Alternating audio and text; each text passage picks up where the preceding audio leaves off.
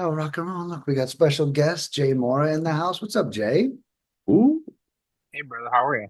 I'm good, man. I'm good. How are you? I'm doing well, man. Doing well. Yeah, thanks for jumping in here. Yeah, man.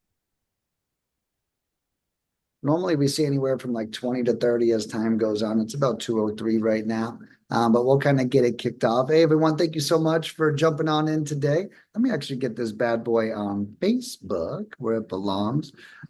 Thank you all for making it. I hope you're all safe. I know that a third or a quarter of the country got devastated. Um, and I appreciate you guys making the time jumping on here. I spoke to a lot of clients. Jay was excited to hop on today, which is awesome. Kind of see what we got going on here, and yeah, and Francisco is going to do us a favor and lead our Q&A. I'm going to be in the background. I'm dealing with some flood stuff, unfortunately, but my life should be back to normal in like a month or so. I think is the current synopsis. They're flooding, and then tomorrow they're coming to rip out the walls, and then they're going to oh, dry it. And then after they do all that, I'm going to get a new kitchen, new walls. sheesh. Yeah, and I'm going to You, try to pay for everything out of pocket just so insurance doesn't make me wait longer than I need to, you know. yeah. You were at the mastermind when it happened, or you were here? The mastermind was here, but Oh, okay. yeah, the mastermind's in Tampa. But this happened Thursday overnight, so like the day after that. Yeah, I was home when the water was rushing in Yeah. the house and stuff. I think that was the scary part, you know. Um, that's a fine thing that everyone's like, "Oh, I'm so sorry it happened." Like making it through the night where water is rushing in your home and you can't get in your car and leave. Like my street was flooded 8 feet deep. Okay. So I can't get in my car and leave. All I could do was kayak out of here. And anyone who's friends with me on Facebook might have seen I actually did start kayaking at like 2 in the morning, um, just because I was bored and trying to get my mind off of shit. Because all I could think about is how my house was melting down all around me. At one point, when the water first breached the house, I smelled smoke, and then the power went out. And could you imagine flooding from the bottom and a fire coming from the top? Could you just like, if that's not a horror movie of like the fucking 10th degree, I don't know what is. That is But I was like, crazy. dude, if this house catches on fire, I have nowhere to go. I'm gonna be on top of my truck, just sitting out here in the storm. But like I said, once you make it through that night, I'll be honest with you, everything seems easier. You know, Yeah. you learn to appreciate everything. And I've never experienced a flood, and I hope that's the only one I ever have to experience. But that's my goal. Let that be the only one. It was a good experience, and life goes on. Facts. Yeah. Well, at least you got you. At least you're standing and still breathing with us, Nick. Dude, 100%. Yeah. These murals, I don't know what's going to happen. All these walls are going to get fucked up. So um, they're taking the bottom 2 feet of each wall. So I don't know. I might have the muralist come back and just make like a border for me Hmm. around the house once they do that. That way you can't really tell that, or we're just going to lose the murals. I haven't, maybe it's time for new murals, who knows? Yeah. Uh, but all right, guys, I'm gonna jump out. I'm still gonna be here in the background. Francisco, take the lead. Jay's awesome. Jay, if you want to take a minute, Jay's a personal friend of mine and he does awesome shit. Jay, if you want to just take a minute and just introduce yourself, tell everyone who you are, what you do, feel free to tell them how to find you. I know you're an amazing resource, so don't be bashful. Uh, yeah, go ahead. Awesome. Yeah, I appreciate it. Hello, everyone. My name is Jay Mora. I specialize in land as well as single family houses and in the disposition side of the business. I spend a lot of my time on the phones as well, cold calling, acquiring land lots. That's where I'm more direct to seller. Most of the time, when it comes to houses, I'll have other wholesalers bring me deals and I'll go and assign it over to one of my end buyers, or I'll sometimes fund half the rehab and I'll work on maybe a bathroom and a kitchen or something like that with my buyers. But yeah, I'm excited to, of course, learn with you guys. And yeah, getting a hold of me is pretty simple. Just go to itsjmora.com and we can book a time to talk and see where we can do business.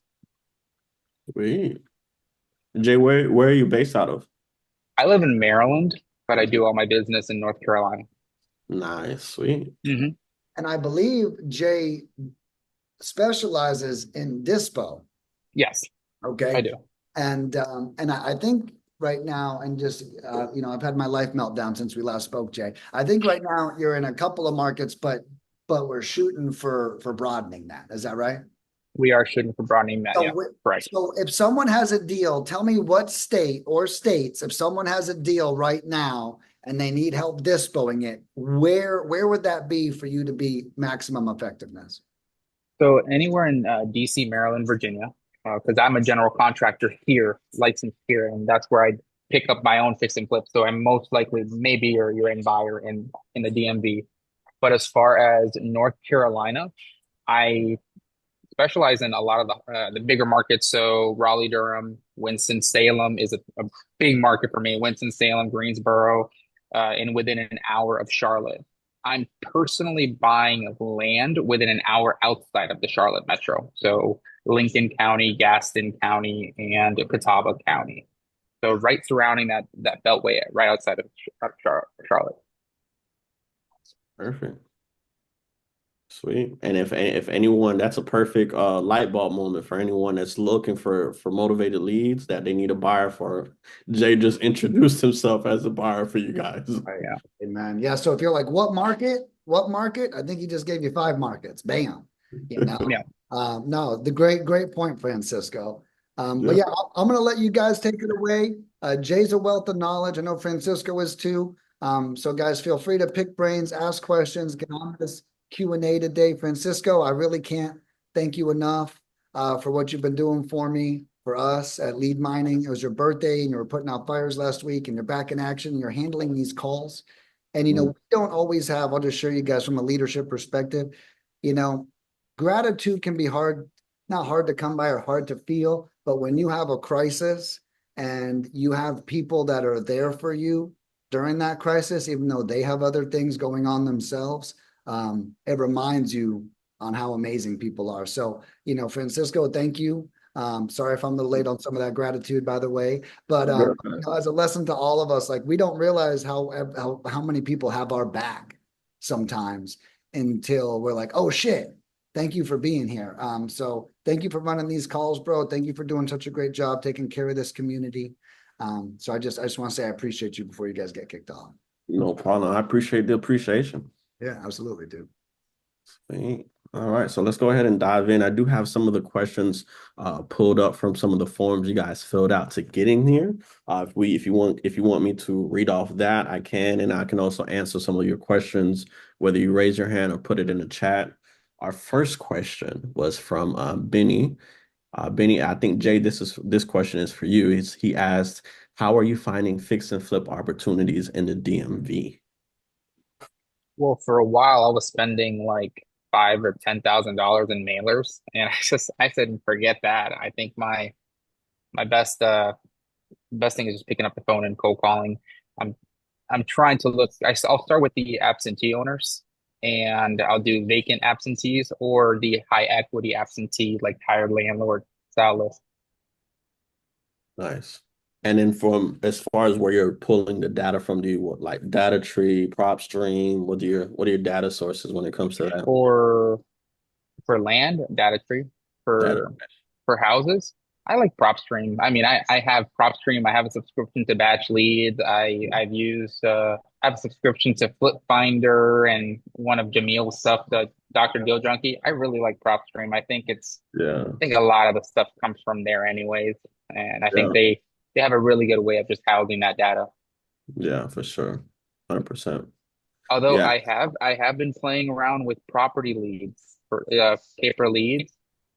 I've Mm, been I've been playing around with them. I don't like iSpeed to lead. I've noticed I'm just paying a lot of money with iSpeed to lead in my really? particular area, Okay. but I don't know. I feel like propertyleads.com is pretty good Now, source.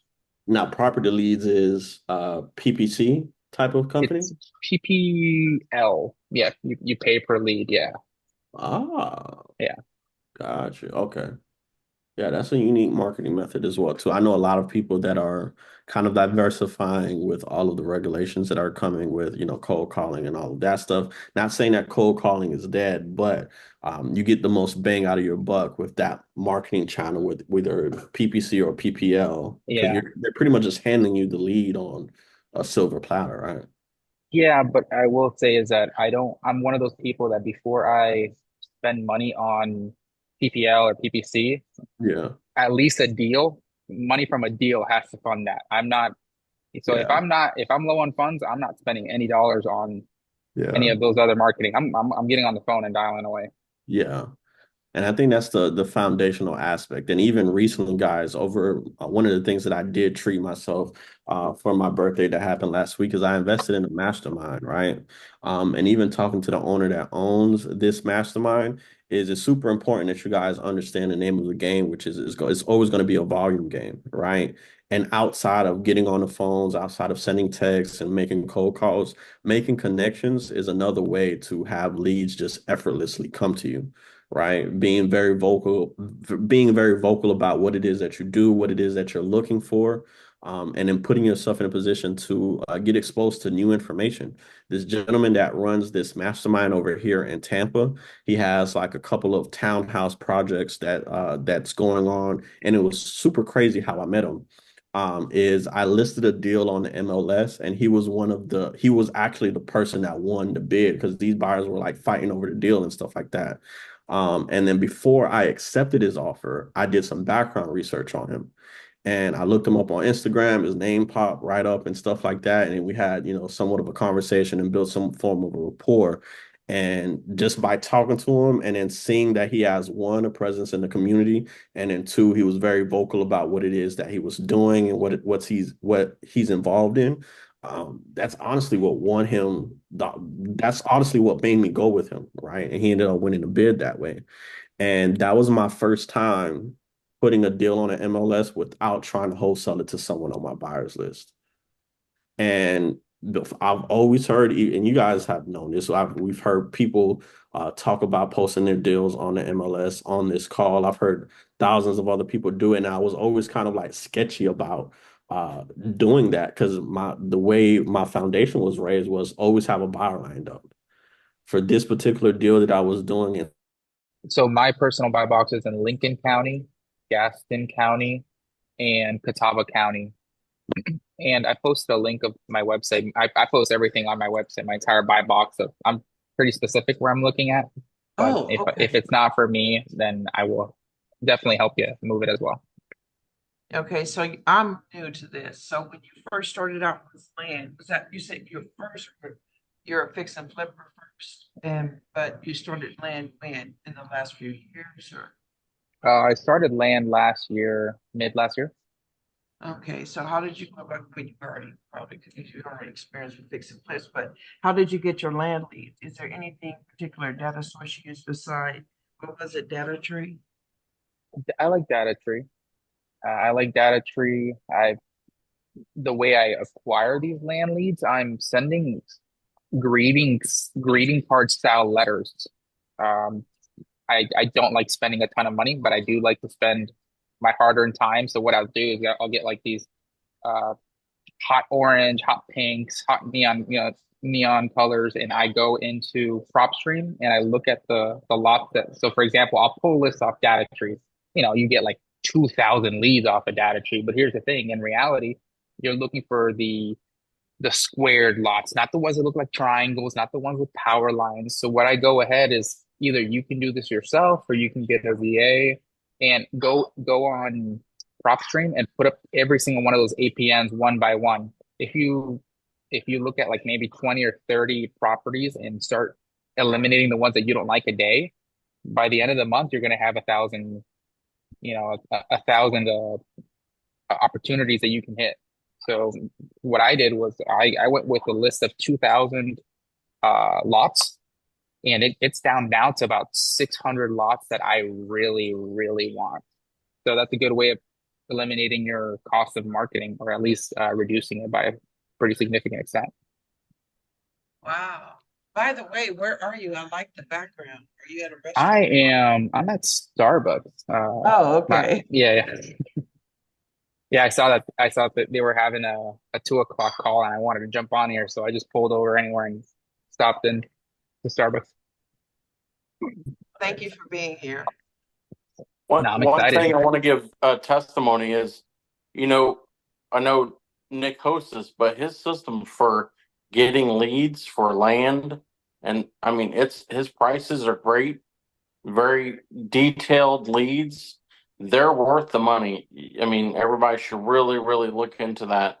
And he's got some discount codes and boosts, and I mean, his lead system is very, very detailed. If you're a first timer and struggling with getting on the phone, this makes, your ABC of leads. A lot of people see leads, you don't know who you're calling. B is you know who calling, but why they're selling.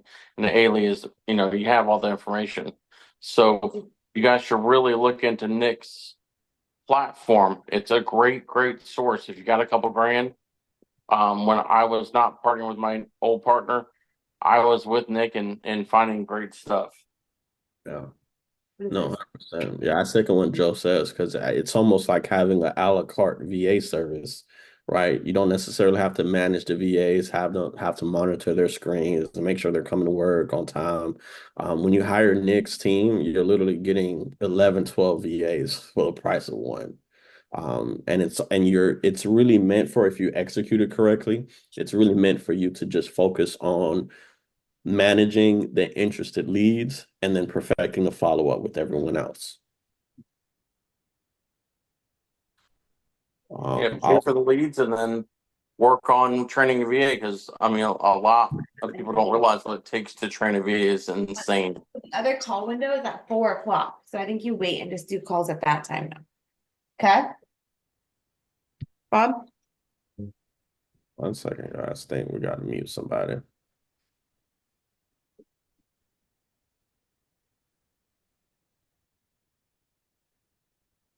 I've just been to Remax, I get like 1 second. This land flipping. For some reason, it doesn't let me do it. Bob, I think we need this to part. mute you a little bit, Bob. It's not letting me mute you. Oh. Sweet. Okay. And then I also wanted to dive into Jay, a little bit of your buy box, just in case we can clarify it for everyone. I'm trying to share my screen. Nick, I think you got to make me a host for me to be able to share my screen. I don't know if Nick is still on. He made you the host. It's not letting me do it. It's weird because it said at the top you're the host. Yeah, it says host disabled participant screen sharing. It won't let me do it. That is so weird. But anyway, I wanted to share my screen just so we could see Jay's buy box and we can probably add some clarity, especially for the beginners that wanted to just hit the ground running and start talking to sellers in this area, whether it's houses or land. One of the things that you have here to include is topography. Can you touch on a little bit about what that is in layman's terms, and then why that's important to be submitted to you when they're considering working with you? Yeah, so as far as topography, in a nutshell, in layman's terms, the flatter, the better it is for construction.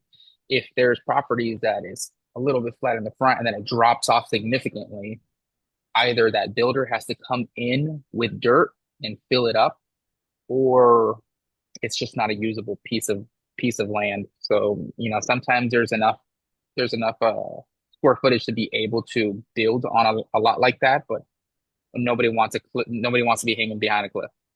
Nobody wants also the type of ground, if it's really hard rock, you got to really think about, okay, if it's hard rock, am I connected to a sewer system or do we need a septic?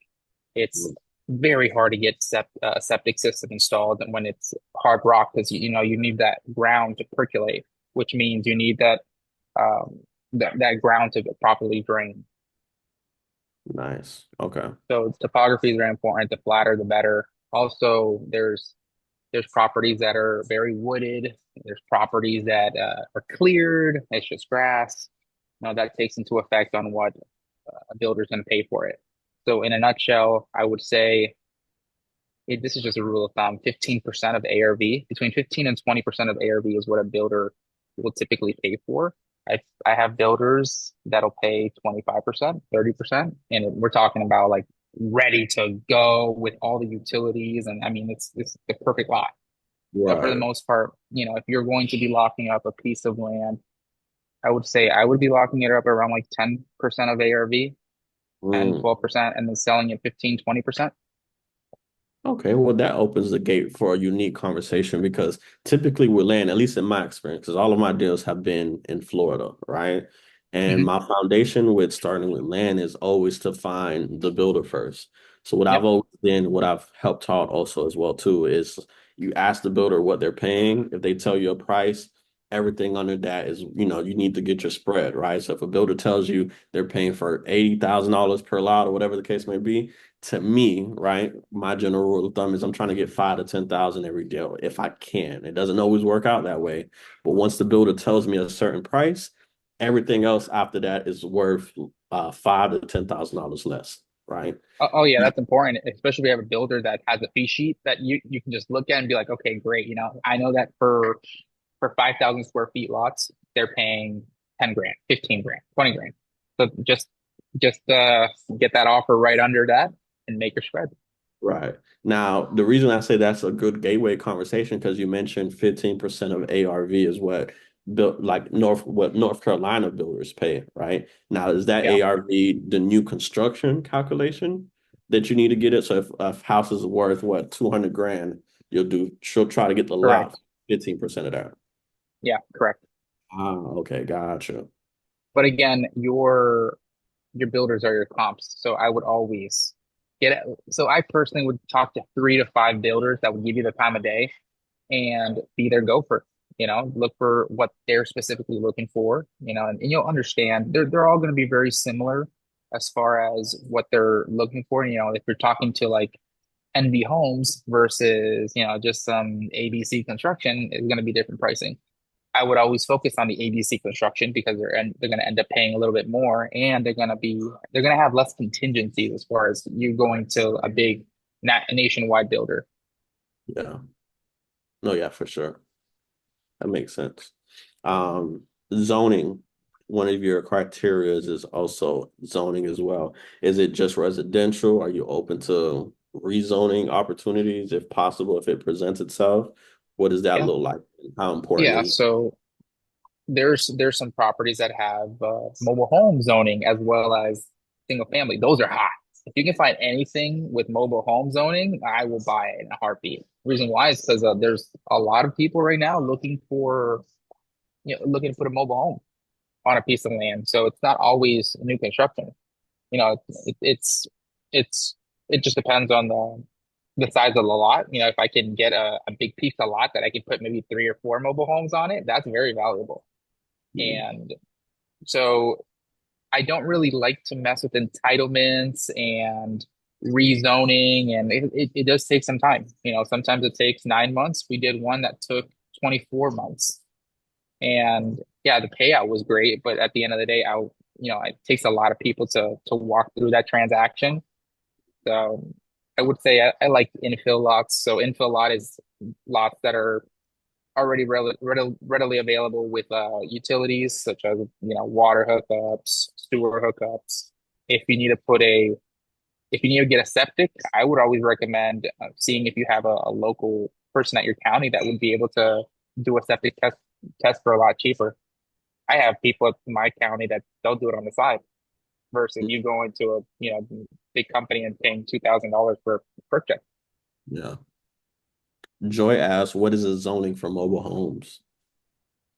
Every county is different. So some counties are like RMS, some of them are MH2, MH3, or something like that. So you would always have to ask the county. The call to the county should be able to help you. I would always look at also PropStream does a pretty good job at putting the zoning on there. So I would always look at PropStream first or whichever platform. I think PropWire also has it. Nice. Yeah. And let me ask you this, because this is also super important. And when he answered this, you got it, depending on what the answer is, you guys need to jump on his website that he put on this chat. So if we send you something that meets this criteria, right? How soon can you close? What's your closing time after your due diligence and So things like typically, that? so for land or for housing? For land. For matter of fact, For for both. Let's start with land and then you could go with houses. Yeah, so we closed, and it depends, but we closed one in 7 days, and we did another one that took us 3 months because of the county not being Ah, able to give us a survey on time. wow. So it varies. Now with land, that's the thing with land. I like to be very direct with land because there's so much things that happen. The county wants you to submit a plat, and then they want you to submit a survey. They want you to submit your plans for what you're going to be doing. And if you want to, like for example, let's say there's two overlays, like like you can put a stick built, but if you submit a drawing, you could also put a duplex on it. That takes time as well. So what I will say is all my contracts, my personal direct to seller contracts, they're 6 months, 90 days. Can we close sooner? Sure. But I don't like to, I mean, I'm losing my hair, man. I This real Yeah, estate business stresses me out. right. No, yeah, that's good. And it's good that you clarified that as well too, because like down here in Florida, and this is also a learning experience for me too, you guys, because like in Florida might be doing deals in Florida might be night and day compared to doing it in North Carolina. So it's almost similar too, because like sometimes here, sometimes builders close in 60 days. You have your DR Hortons that close in 90 days, right? At one point in like 2022, they were at 120 days Yep. closing, right? But if you get lucky enough and you find a deal that he can close in 7 days, you get paid every week of the month, you Yeah, know? what I will say in those particular counties that we're in, we're closing in like 18 days right now, on average, like 18, 19 days. And it just depends on how quick um, we can get title back. And in the counties that I target, they're very like they're semi-rural. They're not like Charlotte. Charlotte is, you can get information back really fast.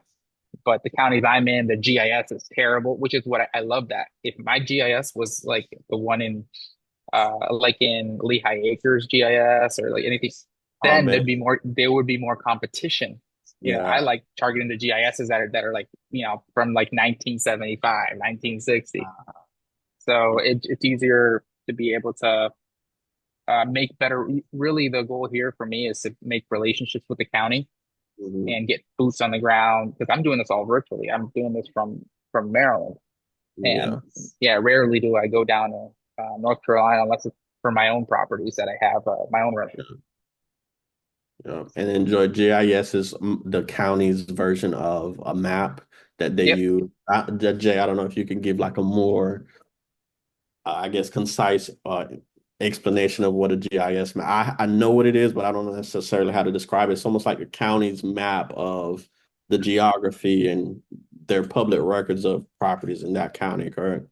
Yeah, I mean, I would consider it like Apple Maps and Google Maps, and it's just a different map that your county uses. It might have the water and sewer points on the map, the lines for the transmissions, lines for railroads and stuff, the outline of the property's boundaries. So that's what the GIS system is. Yeah. And every GIS map is different. Like some will tell Completely you different. yeah, some will tell you if it has city water and sewer. Some will tell you if there's any wildlife zoning that you need to look out for, things of that nature.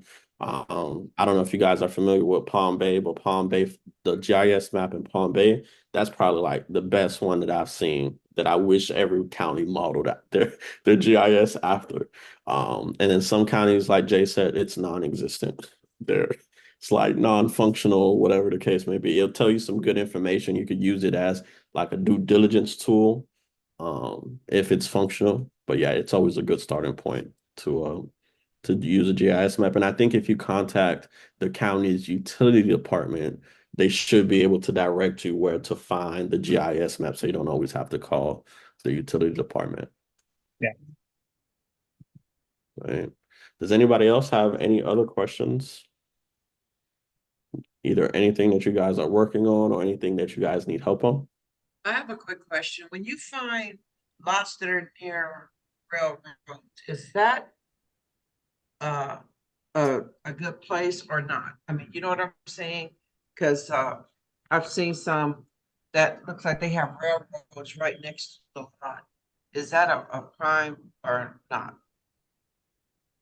Again, the question is, it depends. You got to think about, so if you do a radius search from that lot, the railroad's right here, and let's say there's other properties that are being built nearby from other, from other builders, I would say that's a great lot. But if there's no builders in that particular area because of that railroad, then that's a red flag. Oh, okay. But even if there's not other builders, but other properties, is that still okay? How would I find out? Because some of those places, they look like they've been there a long time. I don't know if a builder would, how would I know if a builder would like that kind of lot? Can you repeat that? I had a call Oh, coming in. Can you say it one more time? okay, so I lost you. Carla, oh, you're going in and out a little bit, Carla. uh, Your mic's going out a little bit, Carla. uh, I don't know if it's just me, but I can't hear her. yeah, your mic's going out, Carla, though.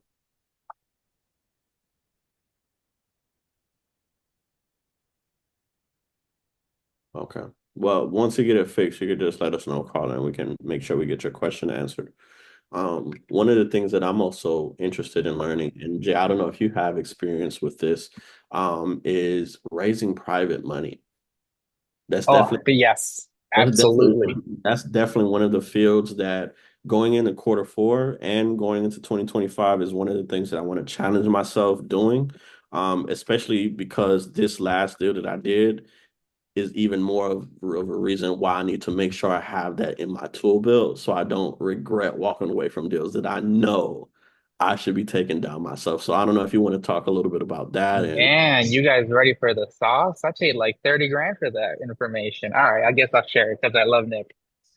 So think about who's the biggest dispo company in your particular market. I mean, in my market, they're not the greatest, but they move a lot of deals. It's New Western. So what I like to do is I like to go into so there's a website called neutronline.com. So neutronline.com essentially houses every single person's uh, property assessor, the uh, the deed of registrars and stuff like that. And so what I do is this. So I know that New Western, they don't go by New Western, they go by Tri-Oaks Capital, and they go by um they're owned by another company that's very big. It'll come to me in a second. So they're owned by a couple different companies. So what I do is I look up in a certain area, I look up exactly who the name of the company. So if I go the deed of registrars, I put in Tri-Oaks Capital LLC. It's going to pull up all the transactions within the last year. And what you will notice is and I pull up the deeds. So in the deed, there's going to be a grantor and a grantee. Listen up, grantee and the grantor. So the grantor is the person that's giving the money to the fix and flipper. A lot of times it's just somebody that's personal friend, a family or relative, or someone that's not really in the real estate business, but they have a Roth IRA. And especially if they have a Roth IRA, because you can get those funds tax deferred or tax free. A lot of times, if the promissory note is recorded, depends on which county. If the promissory note is recorded, it'll have their first name, last name, email, phone number, and mailing address. If it's not recorded, their deed of trust also known as the mortgage, is going to be recorded and it's going to have their mailing address. So send what I like to do is send a letter, but send a letter with a Starbucks gift card, $5 Starbucks gift card, and they will most likely call you back. I sent a letter saying, "Hey, I know you just funded Tri Oaks Capital or New Western's deal, and I don't know if you're looking for more opportunities, but I'd love to have a conversation with you. And if you really want to get their attention, make that get you're gonna pay a little bit more, but get a signature required letter. It could go very good or very bad. Because if they miss that letter, they get that little note that says go to UPS, and they got to go to UPS and get that letter from them. So they might be pissed off, but they might actually like the gesture and be able to make money from you. So that's what I Right. do. I pull up all of the deed of trust for all my competitors. Look at all your fix and flippers in your particular market and pull up all of their deed of trust. A lot of those guys are using hard money or they're using private funds. Yeah, and I think I just hold on, let me try to put it in the chat because I think I'm very familiar with the site. If this is the site that you were talking about, I've been pronouncing it wrong this whole time. But let me know if that's the site that you were referring to. Yep, netronline.com. Yep. Wow, I've been referring to it wrong this entire time. So I'm pulling all of the deed of trust, depending on which state. My state is a deed of trust state, so I pull all the deed of trust. If it's a deed of trust, that means they're paying money to somebody else. If it's a Mm. deed, that means they own it free and clear. Uh, gotcha. And then you send the card or the gift card to kind of like foster that relationship, that initial conversation, right? If they do respond back, what's that initial conversation like? Obviously, it's hey, I just got your letter, yada yada yada. Now, how do you build that rapport and trust to get someone to lend you 50,000, $100,000 for, you know what I'm saying? Like, what's that initial conversation like? Yeah, we can role play it. Oh, let's do it. Go ahead. So you're gonna call me for my letter. Yep. Hello. Hello? Hey Jay, this is Francisco. I got your letter in the mail that you sent me with your gift card. Oh, happy birthday, Francisco. Oh, okay. Thank you. Thank you. I really appreciate that. I don't remember sending a happy birthday card though, Francisco. What was this about? It looks like you were trying to inquire and say that you needed some money to raise Oh, yeah. Okay, okay. That's it. That's it. Yeah, I sent you a $1 letter. funding. I sent you a letter because I'm actively sourcing deals and I help other investors find deals. And I noticed you funded one of the properties that a Tri Oaks Capital typically do. Do you do a lot of business with them? Yeah, I've done some quite a bit of work with them. Well, I'd love to see if we can be able to do business together. I don't know where you're getting your money from, but I'd love to see if we can make some interest payments towards you and fund your bank account. Would you be interested in One being a second. private money lender?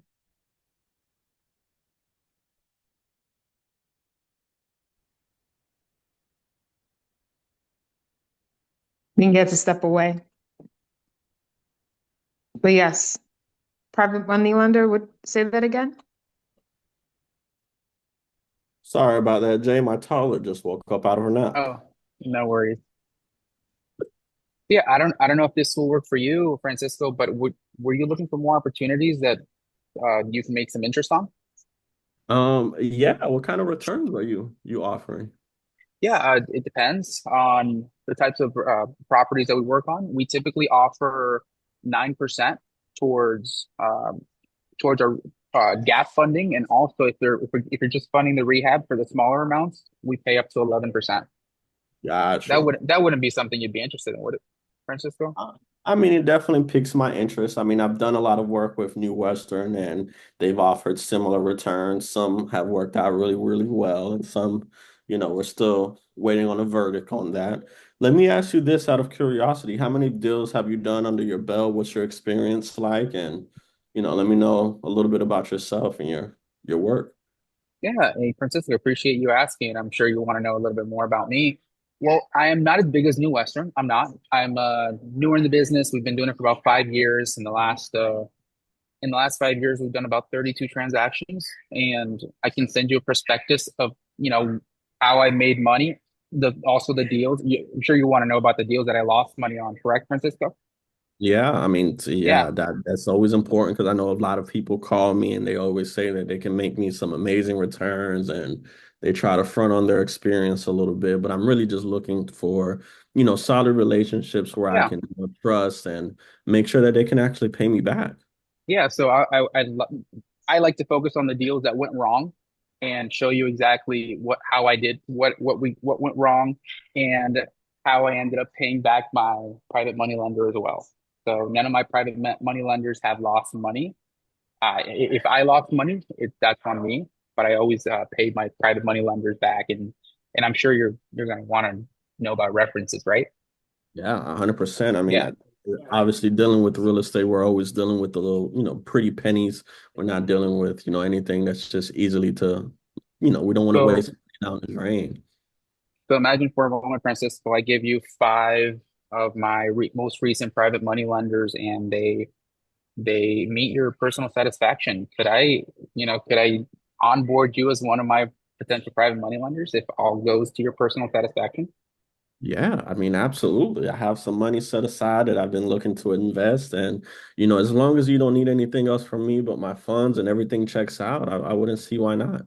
Yeah. So it sounds like you want to be more hands off. You don't like to be involved in the deal. You just want to see that monthly or quarterly checks coming into your bank account. That is 100% correct. I don't want to get any calls in the middle of the night that the contractor ran off, that the house is caught on fire. I don't want any of that, but just the mailbox money coming in. And as long as you can ensure that everything is going to be on, in your court and you're taking care of everything, I don't see why we can't set up this meeting with this gift card that Awesome. I think that sounds reasonable, Francisco. Let me start on that. I'm gonna send you a perspective of all my deals that I've done within the last 5 years, starting with the ones that I lost money on personally, but my private money lenders ended up getting their money back, and as well as the ones that did go well, and how much my private money lenders earned from those as well. How does that sound? That sounds good. Awesome, brother. Well, thank you so much for taking time on talking to me, and enjoy that coffee that I bought you. No problem. Thank you so much. Thank you. So that's the Sweet. way I approach every single one of those calls. Nice. Yeah, that's And perfect. private money lender wants to know, how the hell am I going to lose money? Mm, And have I lost money before? Because their private money lenders want to fund people that have lost money. Like they want to know, how did they combat that, and how did they pay back those lenders that, because mm. everybody sees that, oh, the rainbows and butterflies, but they don't see the stuff that goes wrong. So I like to put that up front. I like to put the bad news up front. What happened? What went wrong? And how did we overcome that and still ended up making getting our lenders paid off? Mm. That's solid. I mean, And if I told you exactly like the stuff that went wrong with me, but how I ended up paying my money lenders back, wouldn't you have a little bit more confidence? Like, okay, this guy's a very solid borrower. yeah. And that, to your point, that's very good that you like tackle that objection head on as opposed to trying to like talk your way out of it or skirt around the question. Because these people aren't just lending small amounts of money at a time. Like these individuals are high Yeah. profile, high net worth, so you definitely have to make sure that you're very direct in your responses. So one way I like to do it, especially with my uh, acquisitions, is I like to tackle all the hard questions up front. You didn't ask me for references. I offered them to you, right? You didn't ask me if I lost money. I told you I lost money, and I told you how I paid it. If you tackle those hard questions up front, then it just builds a very functioning conversation. And I mean, it's an easy conversation to have. Like, you didn't yell at me, nobody yelled at each other. It's just kind of like, man, this guy's just really trying to be able to build a relationship with me. Yes, 100%. And you know what? And real quick, because I do want to expound on this point real quick. And this is, I want to tell you guys and also encourage you guys why you should go down this route of raising private money. The amount of opportunities you open yourself to once you have access to capital at a good price range, it's unlimited. Now you go from trying to squeeze $5,000 to $10,000 a deal to adding a little bit more meat on the bone if you know how to analyze the deals correctly, right? And specifically on this deal that even though I'm making a decent amount of money on, I know if I had the capital already lined up, this would be a home run grand slam for me to dive into. Oh, I can't tell you how many deals I fire saled because my inspection period was coming up. When you don't have an inspection period and you're the owner of the property, you have enough time to be able to, put it on the MLS, expose it to that big pool of buyers. I have assignments that I've made $5,000, $6,000 on that if I would have closed on it myself, it would have been a $40,000, $50,000 rip. But because my inspection period's up in like 8 hours, I had to fire sale it and get enough interest to somebody else, and they ended up making that. I've fire sale properties, man. Oh, Francisco, I fire sale properties for 5K where the buyer ended up double closing it and selling it for $60,000 and made their $60,000 just reselling it because they were using private money. Sheesh. That is Yeah. crazy. Yeah. Guys, when I tell you this is something that I want you guys to take serious, because again, man, like being able to control and have more leverage it's way more, your mind is more at peace, right? And then and again, it's like this, the opportunity to make more income or maximize your potential on a deal or your returns on a deal. Why wouldn't you want to put yourself in that position? Yes, you're taking more risk. Yes, you're leveraging other people's money and stuff like that. But now you're entering into territory where you're controlling the leverage. I'm gonna send you, Jay. I'm gonna send you a screenshot of this text that I got from this realtor. And for those of you guys who don't know, I wish I could share my actual screen, but for those of you guys who don't know, now's even a more time to take advantage of trying to maximize your earning potential, because realtors, uh, after that NAR settlement, now the sellers aren't necessarily entitled or responsible for paying the buyer's agent commission, Mm-hmm. right? If you get a good deal in a good area, you'll get texts like the one I just sent Jay. And you won't be able to find these type of buyers off of looking them up on Google, off of trying to cold call. You're one, leveraging the deal that you already worked hard to get. And then you're also leveraging realtors that already have established relationships with builders, buyers that you might not necessarily find on the internet, but they've already built personal relationships with them. And they're already looking for opportunities to invest in deals, whether it's off market on the MLS. It doesn't necessarily matter. If someone sees something that makes sense to them, they're gonna pull the trigger on it. Yeah. And this particular deal, we listed remember, I got it for 300. We listed it for 330, and they sent a text offering 350, which is crazy, you know. So me knowing what I know now, especially after joining the mastermind, bro, I would have just took this deal down myself had I already would have had the capital lined up to execute it. Yeah. And Benny, I know Benny, go ahead and ask your questions, and then I got a question for Jay after that. I think it's first, thank you for that role play. I think it was amazing. It's something that I've been wanting to do. I have access to a lot of potential lenders, but I've never done a deal. So like when I call them, they're like, who the F are you? Right? So how do I tackle that for my first deal? I mean, if you have access to people with money, just partner up with someone that does have the experience, and then you can just be that connector, make a connector fee, and have that person that is looking for that opportunity, the rehabber, walk you through their side of the transaction. You don't have to know it all. Just be a connector starting out. If you have the money, because you got to think about it this way: if you have people, So I don't have the money, right? I know people who have the money, but so they you don't have know the money, me. so you have the money. So think But they about it. don't know me. So are you See saying what you're doing. you do have people with the money, or what are No, you no, no, looking no. for? So I've searched and found brand tours, right? Or Yep. people have worked with money before. But like I've called a couple and they said, like I couldn't give them through a process of, hey, I've done this deal before. Because they're not interested to work with me. That's a challenge. maybe you're just asking the question wrong. I mean, are you presenting a deal to them? Are you just kind of searching to see where their mind's at as far as them potentially landing on a deal? Presenting a deal. Okay. So you're But then, brand new, so never done it. you know how in your uh, call with Francisco, you said, "Hey, I've done these deals. I have these references." And I couldn't bring up those because they asked me for references. Who can I go talk to that has done this, that has lent you money before? And this is where I got stuck. Okay.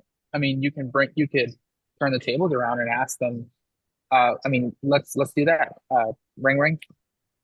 Hello? Uh, hey, your name is Beanie, right? Yeah. Hey, Beanie, how are you? My name is Jay. I have a question for you. I know you recently funded a couple of deals. They're in for New Western, and I'm gonna be honest with you. I am brand new. I'm getting my feet wet. I know that of course, you're looking for some a good borrowers to lend money to. And one thing that I do is I source deals. I source deals all day. I find really good opportunities, and I find investors that have the experience. And what I want to do is attach that investor that has experience to you. Would you be looking for opportunities, more opportunities? Yeah, for sure. Yeah. Can you tell me a little bit Yeah. more? So I currently have a deal. Its ARV is about 300,000. I have it under contract for 105. It needs about $45,000 worth of work. So between you and between the future borrower, which I'm looking for an end buyer for it. I'm not sure if you're an end buyer for these kind of lands or these kind of properties, or you're trying to just fund them. But I'd love to, have you ready to go so I can be able to partner you up with the person that buys this property from me. Would that be okay? I can send you the contract, the prospectus, all the details on it. That way you feel comfortable with the deal. I'll have you review it. And in the meantime, I'm going to look for an end buyer. How does that sound? That sounds good. Awesome. Well, I'm excited. Like I said, I'm new to this, but I'm eager and I'm hungry and I know how to talk to people. And I'd love to do this deal with you. All right. This is good. Get this So man a Grammy right now. always be a truth teller and a truth seeker. You never act like so this year I've done like 53 deals this year. And I still act like it's my first deal to every seller, realtor that I talk to. Why? Because people, when they feel like you've done a ton of business, they feel like you're going to take advantage of them. I act like I don't know what I'm doing. I'm brand new. Like I'm just getting started. My feet wet. Like I just came out of a seminar and I'm excited to work. So if you act that way and eager and just enthusiastic and just like a human, things will go a lot easier for you. And bro, I really love how you worded that. You have an investor that you're looking to connect with some private money for this deal that you've got on. That is a perfect way to position. Like that disarms them so much because now it's not necessarily you, the one that's like, I got all the pieces, I'm responsible for all the pieces, but I'm responsible for connecting the essential pieces to get this to the finish line. Yeah. And so if I have a property under contract, I send them the contract. I was like, look, this is my contract. And I'm super transparent. They're gonna have to lend on every single detail of the contract. So don't redact it. Don't try to be untruthful. And things will just go so much easier for you. Mm, that's gold, bro. Yeah, that's solid. And yeah, I'm excited because this is definitely something I'm going to challenge myself on to kind of implement in my business like ASAP. Just because again, you get so much leverage and you get so much more control. And to me, I think it's just a little bit more easy. Not saying that whole something's difficult or harder, but it is so much easier to kind of like execute on because now you don't got to worry about no one questioning on what you're making because you the one in control. Hey Yeah, Jay, I got a quick question for you.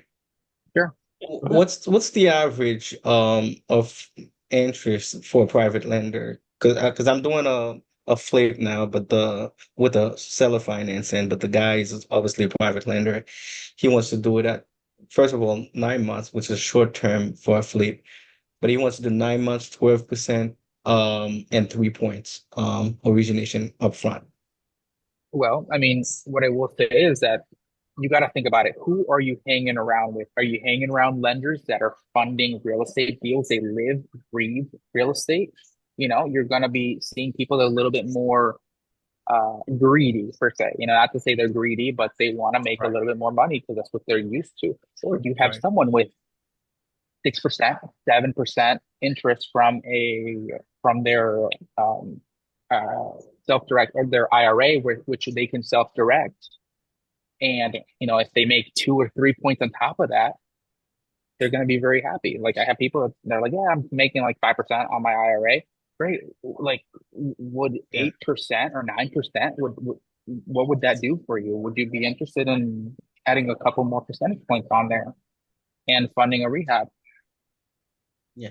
You think that's too high?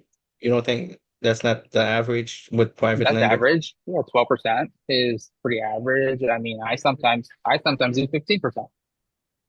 And if it's a Gator loan, like if I'm funding like a short-term loan, it's gonna be a lot higher than that. But what I'm saying is try to find people that are not in real estate to fund your Sure. your Makes deals. sense.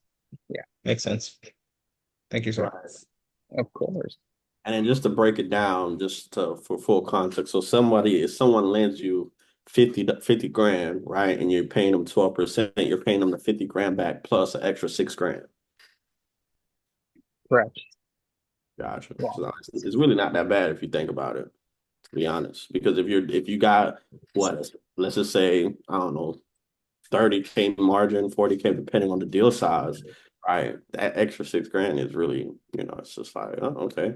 They got their Yeah, money and, back. and, and Yeah. and does that percentage really does it really matter at the end of the day if you're making a huge spread and so what? Let them make, they're the ones putting sometimes their entire life savings into it. I think it's, as long as you guys can get to a certain number, this is the interest, this is how much I want monthly, or there's people like I always give a lot more to people that are like, okay, well, tell you what, can you pay me at the end of the rehab? Of course, then that 12% might go to like 17% because now I don't have to have any money out of pocket. I'll pay him at the back end. Yeah. So it just depends on the scenario. Do they want monthly interest payments? How long is the term? And are they open to, funding everything up front and then you pay them back at the end once everything is sold? Mm, And I think they deserve a lot more if they do that. yeah. I'm def I don't Jay, I don't know if you up for it, but I think next week if you're available, we need to do some a call on math on private money, man. Because listen, I think once we see kind of, because this was what opened my eyes where I was like, now I'm obsessed about it, which I'm super glad I asked on this call. But I think once you find yourself in opportunities where you can maximize the earnings, private money is almost like a drop in a bucket at that point because everyone wins, right? Private money lenders aren't necessarily looking at deals from our lens, right? Their whole thought process is, I want my money to work for me. I want to be able to get 20, I want to be able to put out 20,000 and then be able to bring back 28, 29, $30,000, right? And they just keep doing that over and over again, right? They literally play real life Monopoly. The way we look at deals is buy low, sell high type of thing. Yeah. And then we're responsible to making sure that those two interests align well so that everyone walks away, happy, if that makes sense. So Yeah, I and definitely, every single money lender has their certain, number, and some of them are just wanting a couple percentages more than what they're currently making from their stock, from their bonds. So, every person's different. yeah, But I do recommend going with people if on the deed of trust, if you see that they're pulling money out of their self-directed, if they self-directed an IRA, I would target those people because they're a lot of times they're someone with a high W-2 and they don't know about real estate, but they want their money to work a little bit more than what it's currently working for them. and you know what? And this is probably the last thing I'll add because I want to make sure I clarified and heard you correctly. when you were tackling the objection of someone being brand spanking new, you were like, you can partner with someone else that does have that experience. And let me make sure my thought process is good on that, because if this is, I'm definitely giving you a call after this. So let's just say I want to start raising money, right? And I want to start approaching these individuals that want to invest, but I don't personally have the Yeah. experience. Can I partner with someone like Jay that does have the experience of getting, private money or doing deals from other people, and tell the private money lender like, hey, I myself don't have the experience, but my partner that's doing these transactions with me and guiding them through, he has tons of experience, and I can connect you with him, and then we can, all get on a call and make sure everyone's comfortable doing business. We could set up situations like that. Yeah. Yes. Absolutely. So what you're doing is just connecting private money lender to the buyer, and you let the private money lender know, hey, look, I'm coming in as a facilitator with the deal. I'm bringing in the deal, and I have this contract, Mr. Moneylender. Take a look at it. Let me know what you think of the terms, and let me know what you think of the link, and then connect it to the buyer. Hey, Mr. Buyer, I'm connecting you to this person. Your hard money lender is going to charge you 14%, 13% plus points. This hard money lender is offering a lot less. They're offering 10%. And now I'm facilitating this deal, so I'm expecting either a percentage of the equity after the rehab, but I'd also like an upfront fee to be able to facilitate this deal. You're saving the money up front. So just connect them. And Francisco, let's say you're unsure of me, and so give me an objection. Oh Jay, you don't have any experience or whatever. Say I don't know. something. I never heard of this guy. I'm not too familiar with him. I don't know if I really want to just do business with any random Joe Smo. Yeah, yeah. So are you talking about me being new or the other person? You being you, right? Yeah. Oh, Francisco, I don't blame you. I'm brand new. Like I said, one thing I'm really good at is finding deals and having private money lenders get opportunities. So with that being said, you're not going to be checking my credibility because I don't have a ton. But suppose I can find you a fix and flipper with a track record that suits all your expectations, hits all your metrics, and satisfies your that personal guarantee of yours. Could we still do business? I'm just here coming in as somebody who brings the opportunity. Without me, you're not going to have an opportunity. We wouldn't have this conversation, right, Francisco? 100%. Yeah. I mean, if you can bring Yeah, someone that's suitable, that has a track record that meets, my expectations, I don't see why not. that's all I could ask for. So Francisco, I'm gonna find somebody. You're gonna vet them as far as their work. I'm gonna also help provide you with their previous scope of work and as well as their history as far as in the business. I want to the goal here, Francisco. I want to do business with you for maybe the next. This is my first year in the business. I want to do business with you for the next 20 years or more. So I don't want to just bring you a one shot deal and me just get one experience and having it be a bad one. You think that's fair? Yeah, I just want to be able to work with you. So I'm gonna facilitate. Essentially, I'm walking you. I'm hand holding you, even though I'm kind of new. But I'm bringing you somebody that does have that experience, and I'm sure you can appreciate that. Yes. 100%. And have you noticed something? It's all question based selling. Like I'm asking questions from Okay. Francisco in order to get. So really, who's selling who? Francisco is selling me. I'm Yeah. turning Francisco into the salesman. Right. And you know what? Another thing that I want to also point out too is you're disarming them, and this book that I'm currently reading in my arsenal now is Never Split the Difference, right? Mhm. Chris Voss, he harps on making sure that you use tactical empathy, to make sure you use question-based selling to do the discovery. And notice all of the questions that he's asking me, if I say no to them, I would sound outlandish, Yeah. because it's disarming the individual, because you're asking them questions that they have to say yes to because it aligns with their interests. So what am I doing? I'm stroking, right? Always give a stroke, always give empathy, nurture that conversation, and then form a bond. Right. Yeah, and you're also making yourself very credible as well too, because you're basically saying in layman's terms, like, hey, I'm not the one with the credibility. And I know you want to find someone to do business with that is credible. If I find someone that has the criteria that you look for, would we still be able to do business together? That's like you laid that out perfectly, bro. I love Yeah. that. And and with my own deals, once I get that private money lender on board, and we're going to the next step. I always question their credibility, their character. Francisco, you sound like a man. Once you make a decision, you're that you know that character is good. I can take that character to any bank and cash that check. Why do I feel that way about you? You Mhm. sound like you're old school like me, right? When you say something, that's it. Why do I get that about you? Yeah. That was flowers, bro. Y'all need to use this with y'all sellers today and the private money lenders today.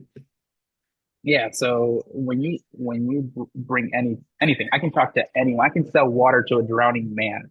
And it's all because you're getting that information from them. And so once you ask questions, it lays bullet points of what you're going to talk about in that conversation and turn them into the seller. There's an important question that I want to make sure we answer before we get off. I know we're running a little bit over. Jay, I do definitely want to thank you in advance for staying on Yeah. with us. This is super. I'm excited. Because listen, I'll tell you guys this next week. But what if you have the experience and the entity, and the person has all the capital to fund the close and the draws? However, you are managing the whole rehab project from beginning to end, the decor, etc., and being the main contact for the contractor. Do you think a split of 65% to the money man and 35% to me, who is the entity, is a fair split? I've done 60-40 splits. Yeah.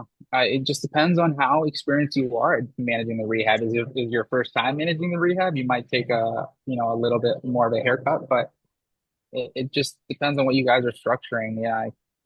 Yeah. So if you've done many, and do you feel like the 35% split to you is fair? You got to ask yourself that question. If you don't, then, that's different, because I might think a 35% split is fair. Yeah. See, like 60-40. I've done 60-40, but 35 is fine too, depending on who's doing all the work, right? If you feel personally that you're doing, it's the reason we're in real estate, to negotiate everything. Yeah. Yeah, I like the 60-40 split. And it also depends on the situation too, as far as like the risk Yes. involved, the leverage, and all that other stuff. It really just depends. Real estate is one thing that I love is 100% negotiable. Yeah. If you're doing 99% of the rehab, maybe try to negotiate a little bit higher. And have you done business with this other person? Yeah.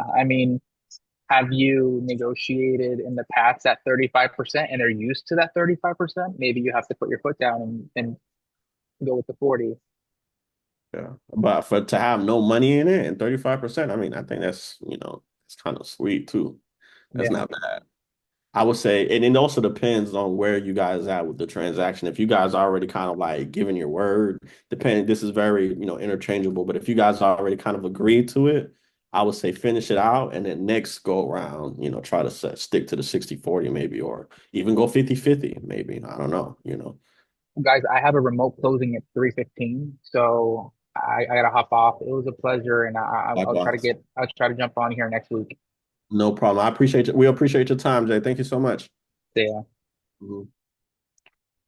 Yeah, today's call was super good, guys. I appreciate you guys for staying on. I get excited when I'm learning new stuff, as you guys could see as well too. So super glad you guys were able to come on. Super thankful for Jay. We'll be back again next week. And yeah, you guys enjoy the good, your rest of your day, okay? Thanks for Be safe out there. Well. Thank you.